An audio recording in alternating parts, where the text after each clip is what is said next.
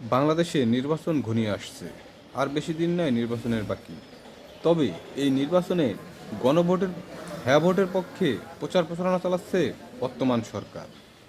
তবে একটা বিষয় হচ্ছে কি, বাংলাদেশ সরকার হ্যাঁ ভোটের পক্ষে যে প্রচার প্রচারণা চালাচ্ছে, বাংলাদেশের মানুষ যে গণভোটে অংশগ্রহণ করবে, হ্যাঁ ভোট দিবে বা না ভোট দিবে, হ্যাঁ ভোট দিলেই বাংলাদেশের জনগণ কী পাবে আর না ভোট দিলেই বা বাংলাদেশের জনগণ কী পাবে, এই জিনিসটা কিন্তু বাংলাদেশ সরকার জনগণকে পরিষ্কার করে বুঝাইতে ব্যর্থ হয়েছে।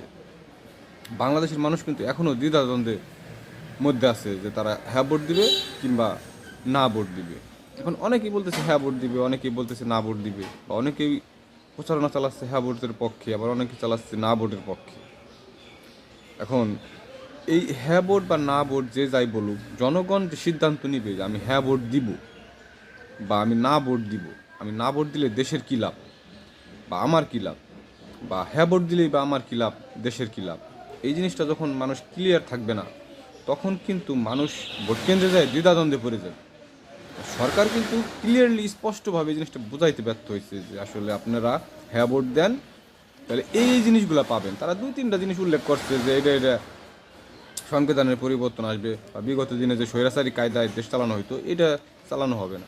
তাছাড়া তো আরও অনেক কিছু থাকে, একটা সংবিধান তো আর একটা দুইটা বিষয় নিয়ে তৈরি করা হয় না, হাজার হাজার বিষয় থাকে।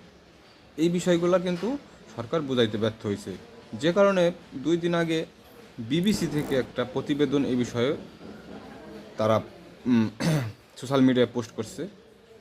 এই যে বর্তমান বাংলাদেশ সরকার যে হ্যাঁ বোর্ডের পক্ষে প্রচারণা চালাচ্ছে, এটা কিন্তু বিবিসির প্রতিবেদন।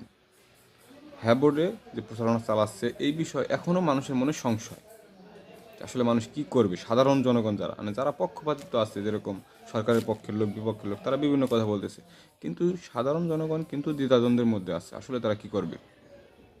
এই জিনিসটা সরকারের সুস্পষ্টভাবে ক্লিয়ার করা দরকার।